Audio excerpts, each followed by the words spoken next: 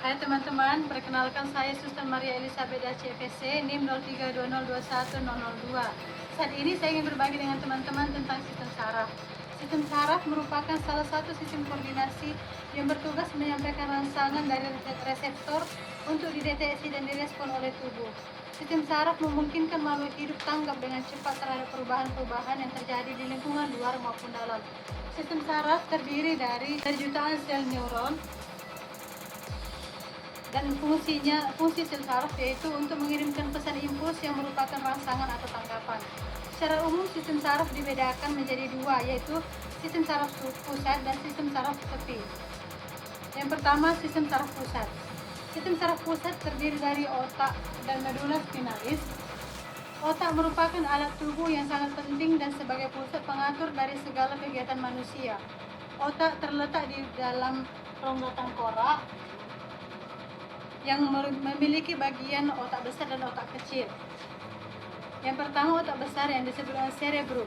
Otak besar merupakan pusat pengendali kegiatan tubuh yang disadari, yaitu berpikir, berbicara, melihat, bergerak, mengingat, dan mendengar. Otak besar dibagi menjadi dua belahan, dan masing-masing belahan pada otak disebut dengan hemisfer. Yang kedua, otak kecil atau cerebellum. Otak kecil terletak di belakang otak besar. Otak kecil yang terdiri atas dua lapisan, yaitu lapisan luar berwarna kelabu dan lapisan dalam berwarna putih. Otak kecil dibagi menjadi dua bagian, yaitu belahan kiri dan belahan kanan yang dihubungkan oleh jembatan Farol. Otak kecil berfungsi sebagai pengatur keseimbangan tubuh dan mengkoordinasikan kerja otot ketika seseorang akan melakukan kegiatan. Kemudian batang otak.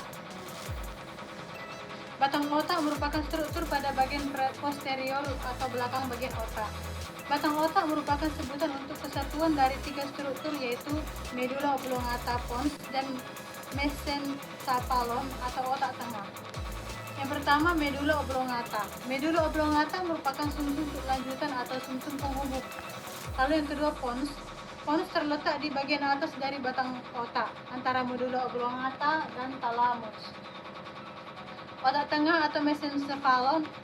Otak tengah merupakan penghubung antara otak depan dan otak belakang. Bagian otak tengah yang berkembang adalah lobus opticus yang berfungsi sebagai pusat refleksi pupil mata, pengatur gerak bola mata, dan refleksi akomodasi mata. Kemudian sumsum tulang belakang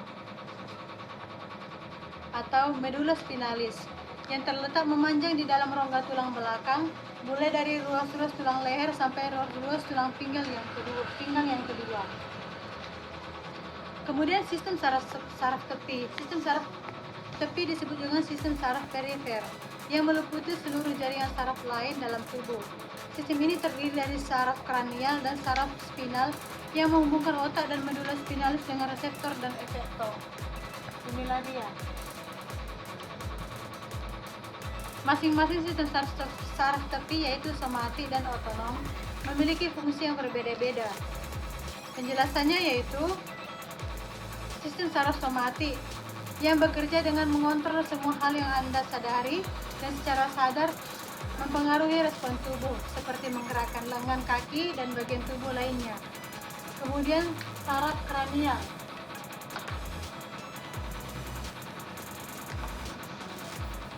Saraf kranial terdiri dari atas 12 pasang yang muncul dari berbagai bagian batang otak. Syaraf olfaktorius merupakan syaraf sensorik. Syaraf ini berasal dari epitelium olfaktori mukosa nasal. Syaraf optik merupakan syaraf sensorik, dan syaraf oculomotorius yaitu merupakan syaraf gabungan, tetapi sebagian besar terdiri dari syaraf motorik. Kemudian syaraf traklear adalah syaraf gabungan, tetapi sebagian besar terdiri dari syaraf motorik dan merupakan syaraf terkecil dalam syaraf kranial. Kemudian syaraf trigeminal merupakan syaraf kranial terbesar yang merupakan syaraf gabungan, tetapi sebagian besar terdiri dari syaraf sensorik. Kemudian syaraf abusen, ini dia, merupakan syaraf gabungan, tetapi sebagian besar terdiri dari syaraf motorik. Kemudian syaraf fasial merupakan syaraf gabungan. Kemudian syaraf vestibulococlearis yang hanya terdiri dari syaraf sensorik dan memiliki dua divisi.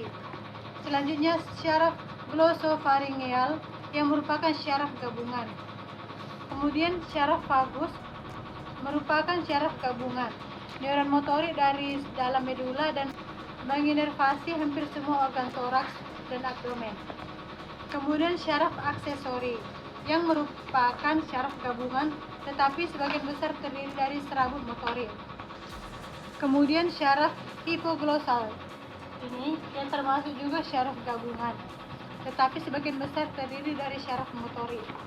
Selanjutnya saraf spinal yang terdiri dari 31 pasang saraf yang berawal dari korda melalui radix dorsal dan ventral. Saraf spinal diberi nama dan angka sesuai dengan regio kolumna vertebra tempat munculnya saraf tersebut.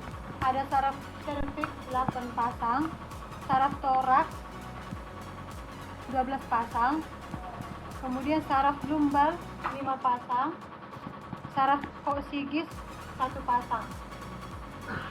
Kemudian sistem saraf otonom atau disebut juga dengan SSO yang merupakan sistem motorik eferen visceral.